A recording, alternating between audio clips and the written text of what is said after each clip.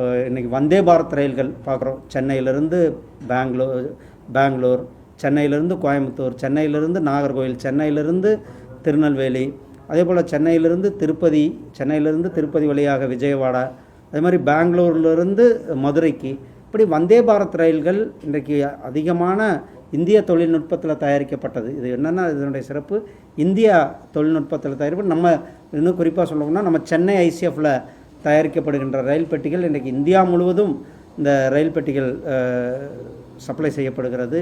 ரயில் பயணம் அனைவருக்கும் ஒரு எளிமையான பயணமாக, மக்களுக்கு பாதுகாப்பான பயணமாக இந்த ரயில் பயணம் இருப்பதற்காக நம்முடைய மாண்புமிகு பிரதமர் திரு நரேந்திர மோடிஜி அவர்களும் மரியாதைக்குரிய ரயில்வே துறை அமைச்சர் திரு அஸ்வின் வைஷ்ணவ்ஜி அவர்களுக்கும் இந்த நேரத்தில் நான் நன்றி சொல்ல கடமைப்பட்டிருக்கின்றேன்.